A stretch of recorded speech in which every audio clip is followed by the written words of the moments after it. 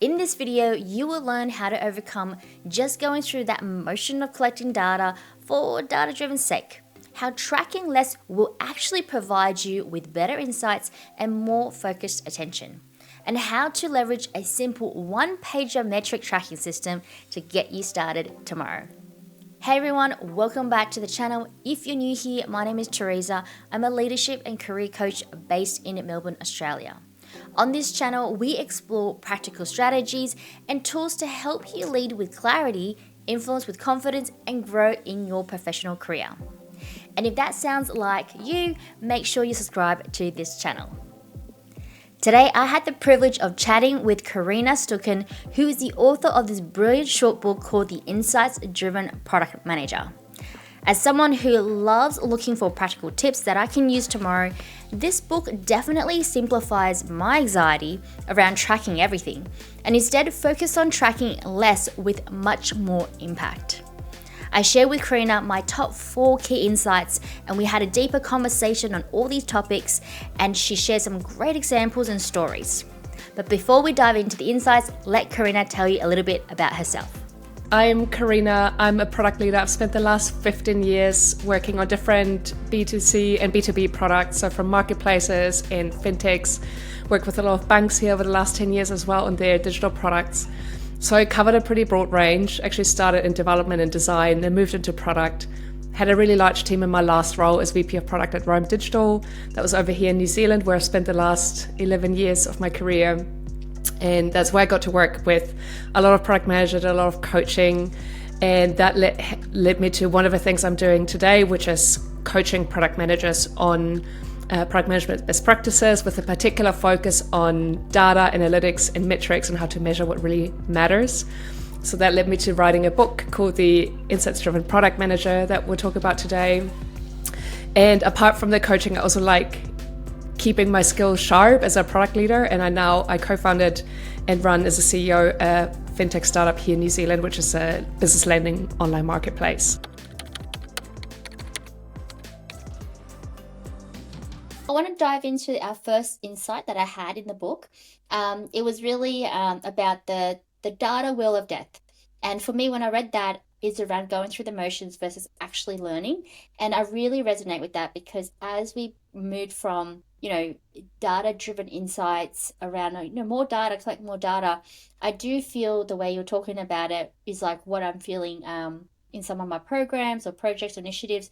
It would go through that motion, and also I see teams going through the motion.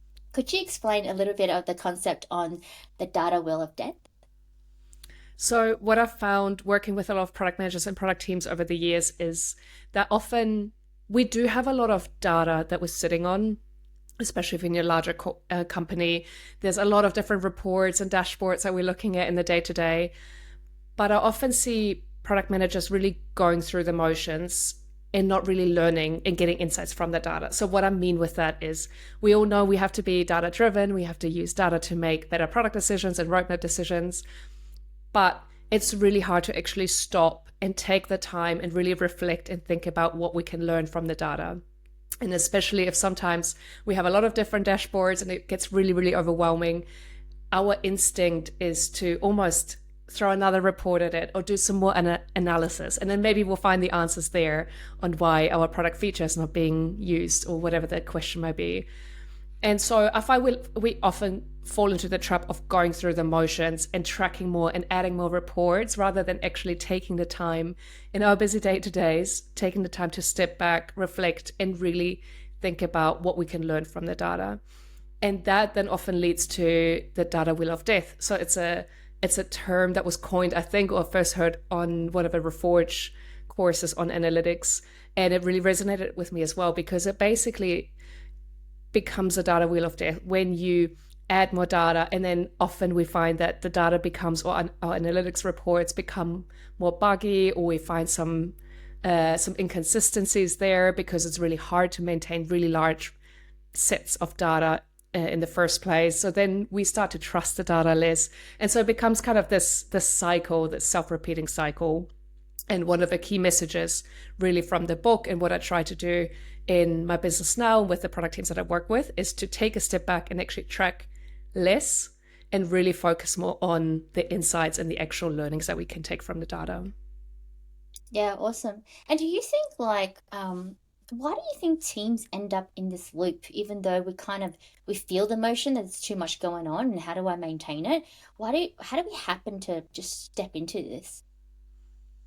I think it's just a natural response sometimes. We're so busy. We're doing so many things as product managers, especially. It's such a busy role. You're across so many meetings. You're talking to different stakeholders all day long. You have all these data and this reporting to do. And it's really hard to take out the time and step back. That's one of my hunches, at least, or that's one of my experiences. I think there's lots of different theories we could go into, but that's probably one of the key bits. It's we don't actually give ourselves the time and the space to stop and reflect. And is there any kind of advice you can have for leaders to help teams just kind of stop in that motion? I always say to take a step back first. You have to understand where you are as a business as a whole. And that's really hard, especially when you're in a large company and you're, many steps removed from the executive leadership team, or where some of the big decisions for the business are being made. So this is not an easy task, but it's often one of the most eye-opening, I find. For example, I was working on a marketplace application, so over in Europe many, many years ago, where, you can sell your used furniture or buy items. And I was tasked with creating this roadmap for a complete new build of their mobile application. So they started in web and wanted to go mobile first. And they had 1.5 million active monthly users. So it was a huge user base, a lot of data to look at, a lot of different reports. It was really overwhelming to find some real insights, and then also to actually prioritize what we have to do first when we relaunch this application. So just building this roadmap was, for me, a very overwhelming task as a product manager back then.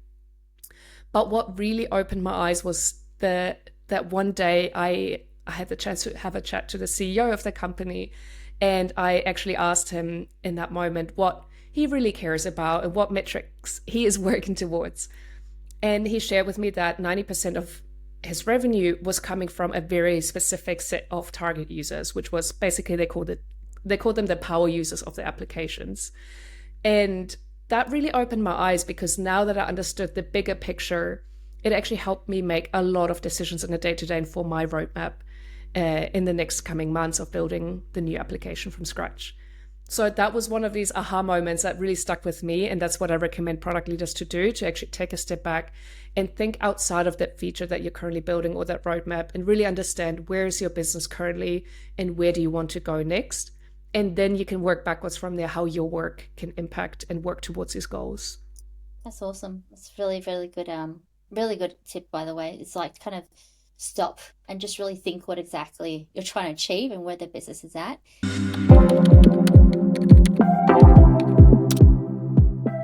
Let's go into key insight number 2, the 4 steps. The 4 steps to becoming more insight driven. And so in here was really great. Some of the key steps you had really helped me kind of remind me to go back to the basics as well, instead of just leveraging everything from a dashboard. Can you kind of walk us through behind the 4 key steps that you have?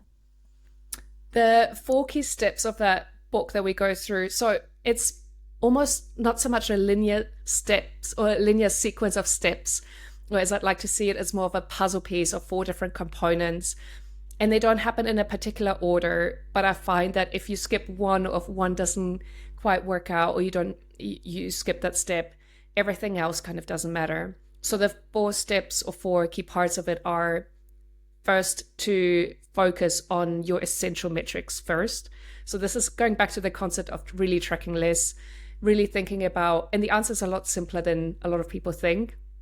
Your product metrics, you usually have your acquisition metric, your activation. So what is the aha moment in your application where your customers get the value from the app? Then there's the engagement metric, the retention, and then there your business goals. Again, you can go super complex on it, but it's often very simple. Your business wants to usually grow by a certain rate, make certain profits. And so it's really just distilling down what are the essential metrics in your business and for your product. That's step 1.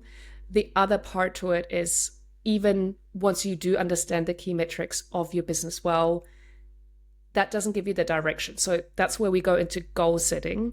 So really understanding where you are today and where your business wants to get into. And that's where it's really important to actually understand the overarching business goals, because that will essentially drive everything else that comes underneath that. So that's giving you the direction. The third part of it is what I call the metrics one-on-one. So this is more metrics hygiene, as I call it. It's really about tracking quality metrics. So when you look at your acquisition metric, for example, for your application, don't just look at what we call the vanity metrics, right? So how many downloads you get, how many signups. Also look at, are they actually sticking around? Are they actually subscribing to your payment plans, whatever that activation or conversion metric afterwards will be. So it's really the quality metrics, putting things into relation rather than just tracking vanity metrics. It's your hygiene, your metrics one-on-one best practices. And then the last piece, the fourth piece, is really around layer in qualitative data. I love my data and I love my quantitative data, and we talk a lot about it, but you can only really understand your customers if you combine both your quantitative data as well as your qualitative data. So your customer feedback, the things that they say, the things that really make you understand as a product leader why they're doing certain things. If you have an onboarding funnel, they drop off at a certain point, talk to them, email them, get their feedback, look through a support chat to really understand that side. So it's those four pieces, and they all they don't go in a sequence. They all have to be true for a product manager to really get insights. It's getting the essential metrics right, knowing setting clear goals, knowing where you have to go, getting your metrics one-on-one quality metrics right, and then also layering qualitative data. Yeah, awesome. That's really good. The one about the collecting, talking to customers still is the one that really reminded me, like, okay, yes, you have data, what they've done, but like, why are they doing it? And so that's the one that really hit home for me, that to keep going back and talking to customers, because that's still part of our kind of core of our responsibility, is being really connected to customers. So I think that's, 100%. those are really, really, really strong key four core points. And I do like your thinking around, it's not, or your verification, it's not linear. You need to have all the four true to actually really have strong conviction and insights on what's actually happening. Yes. It's awesome. Just a couple of things. So while things are very, these are kind of the frameworks we have on paper, what are some of the watch out for to make it more practical? So how does like one adopt this into their today's operation, or to adopt it into their kind of organization? The very first step is actually just to get started. And I think that's where it falls over many times. And I fall into this trap myself, where you think you need to know all the answers, or you need to implement all these different events and tracking mechanisms into your application to start doing this. That's simply not true. The most important part of this whole process is to just get started. So if you're a product manager, and this depends a little bit now on the size of your company and the stage, but for example, in a small startup or in a smaller company, you might be able to just use what I call a metrics one-pager framework.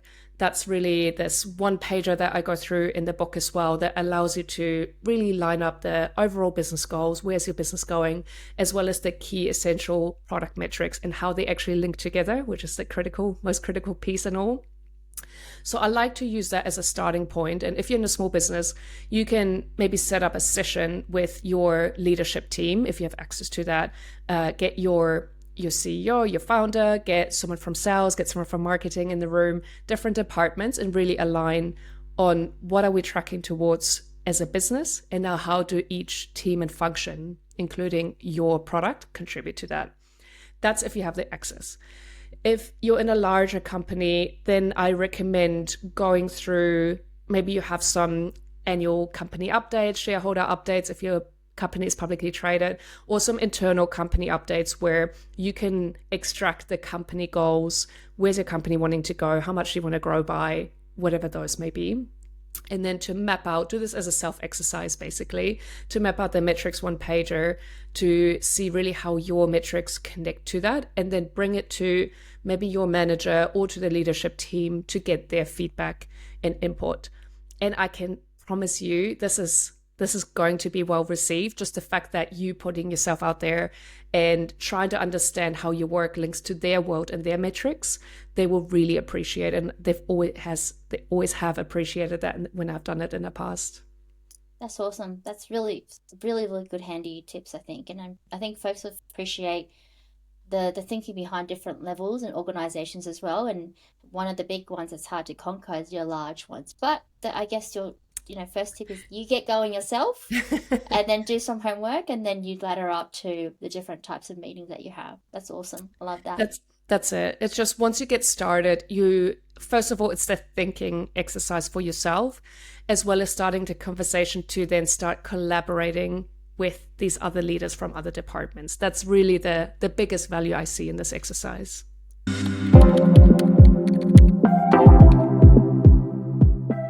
It's that holistic view of the business and the customer. So the customer behavior that connects to the business impact.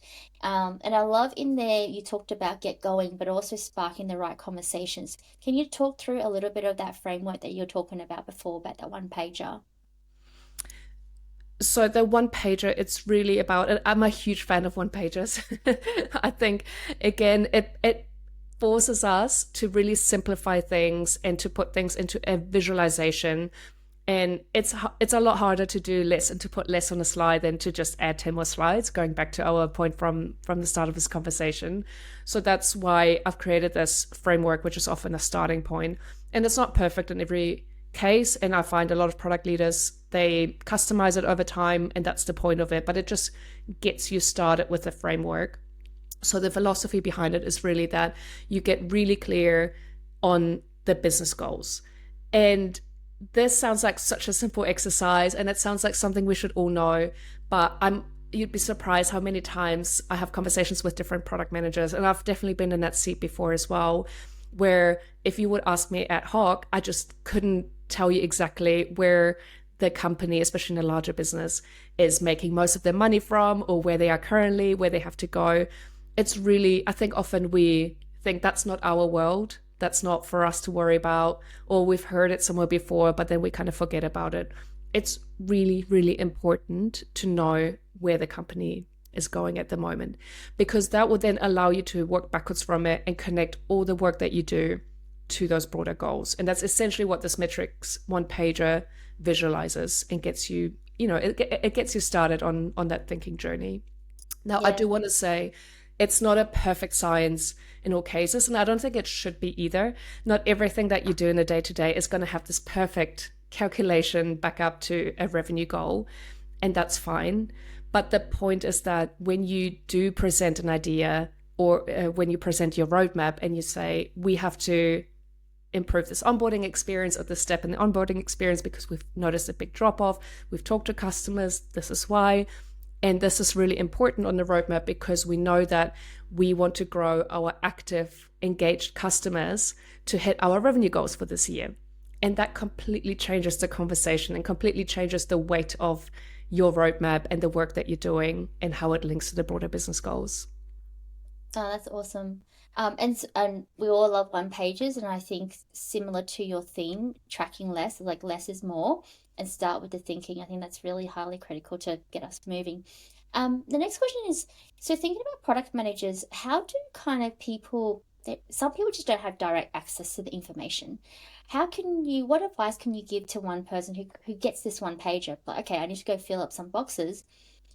Is there any advice for them to, how do they go about kind of filling out and just finding a starting point for themselves? This is something that's a huge challenge for many, and I'm really conscious of that now, being, running a business, and because there's always two sides to it. One is, what can we do as product managers to seek out that information?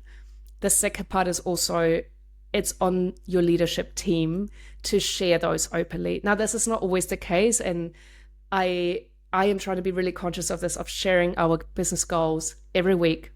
I go, here's our goal for the quarter, here's where we're at, here's what's working well, these are our gaps. And so that, I think, really helps the team to come up with better solutions, and they have the context. So that's what I think leaders in executive roles can do and should do, is to share these openly and over again so everyone is aware. as a product manager in a company, I will encourage you not to wait, because that's unfortunately not always a reality that everyone keeps sharing those things.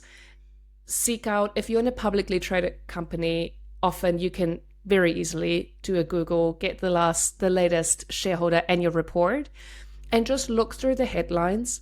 This is not about understanding every line on a financial statement in detail.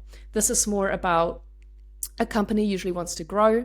They usually have a revenue goal. How much do they want to grow by? And maybe there's also some cost reduction, or the company might want to be more efficient in acquiring their customers. It's usually one of these two things, or both combined. And so it's just understanding that headline. We want to grow the company by another 20% by the end of this financial year. And we think this will come from different product lines, different customer segments. Maybe they want to expand into a certain region. That's really the type of information you need to look for. Now, if this is not in a publicly available report, maybe this is in your town hall meetings, in your company updates, this should be shared to you. But if not, don't be shy and just go and ask. I always find, the finance person is a great person to talk to. The sales team usually know those numbers really well. So just make friends at different departments. If you have access to the CEO or the executive team, go to them, depending on the size of your company. Just don't be afraid to ask the questions. It's usually, it just means you care, and they will see it as you actually care and want to link your work to the metrics that they track towards. No, that's awesome. A lot of great advices that everyone can kind of start now, really, tomorrow.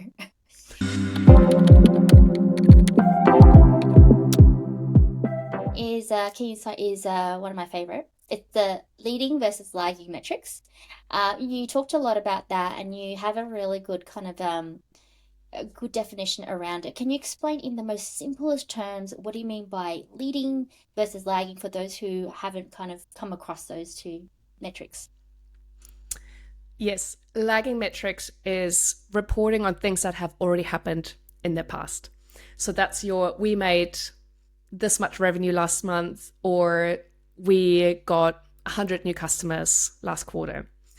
Leading metrics are those early signals that you can look for today that may lead to these results in an ideal case. So there's no better or worse, they're just different. And in my experience, it's really important to use both, just know when to use which. So to give you an example, I have a financial goal for Busy, the business that I run at the moment, which is we want to hit a certain number of customers and a certain amount of revenue by the end of this quarter. Now, that gives us good direction. And the only issue with that is we'll only know by the end of the quarter whether we've hit that goal or not.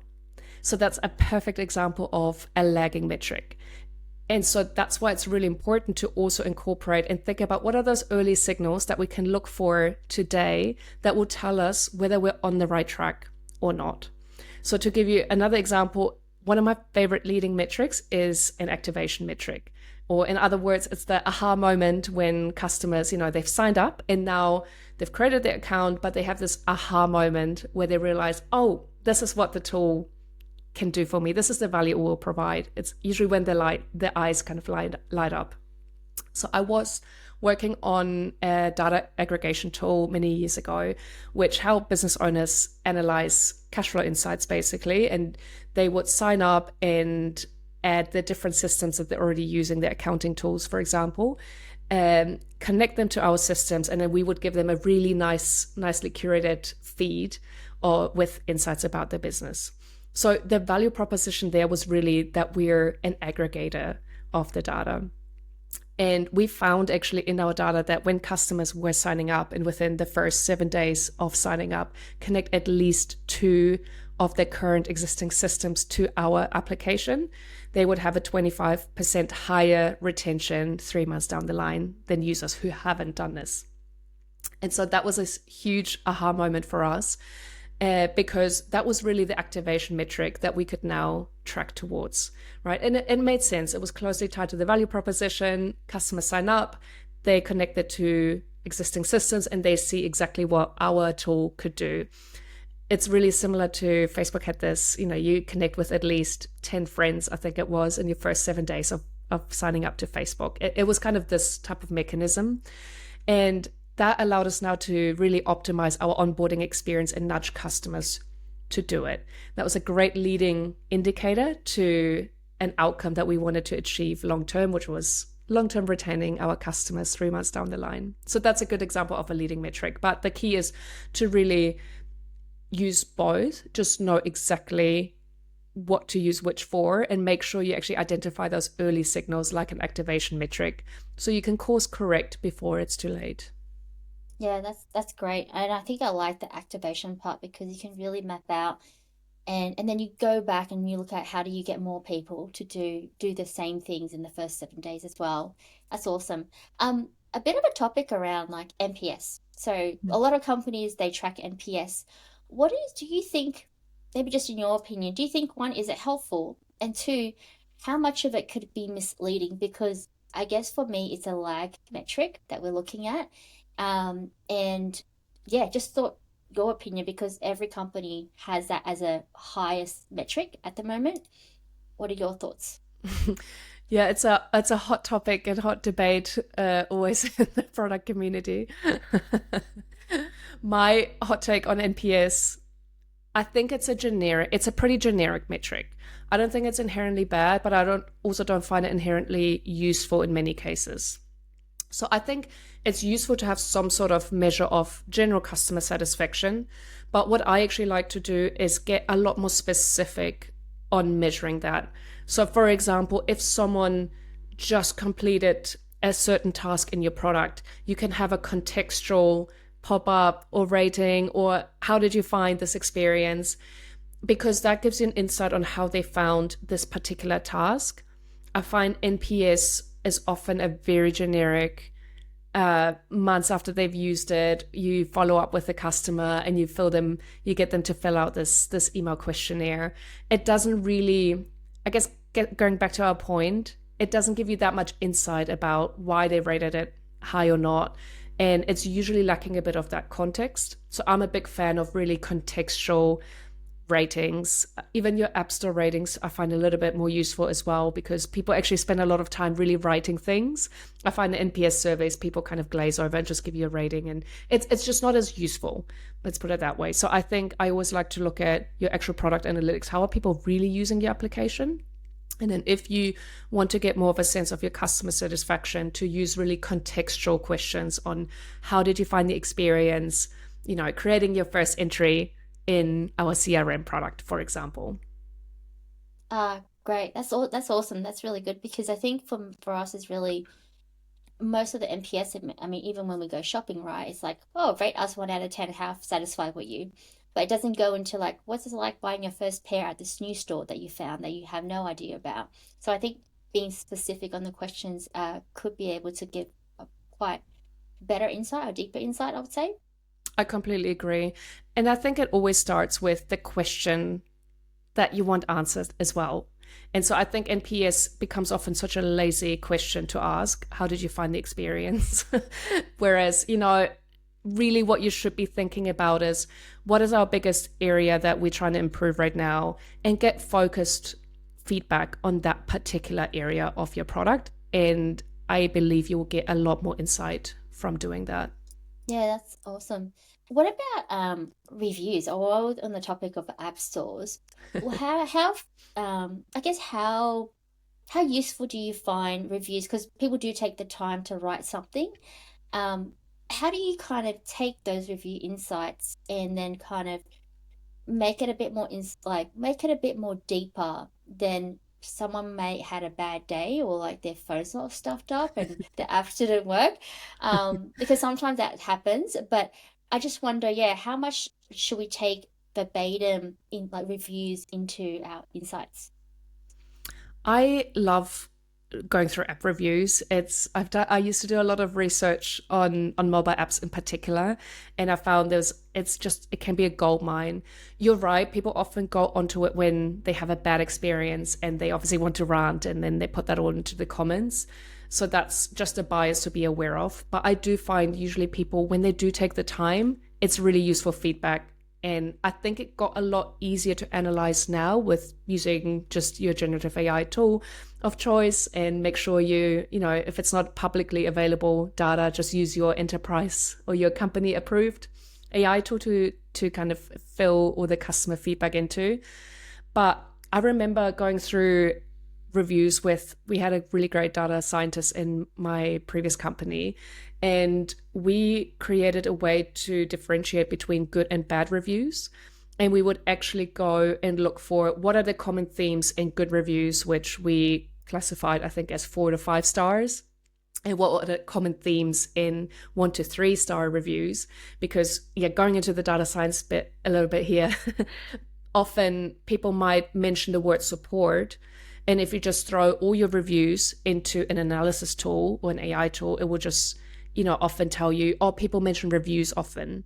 But what about what about the support? Sorry. So this is where I think the AI tools are getting a lot better. But I've actually used a prompt that I found really useful, which is, here's all my customer feedback.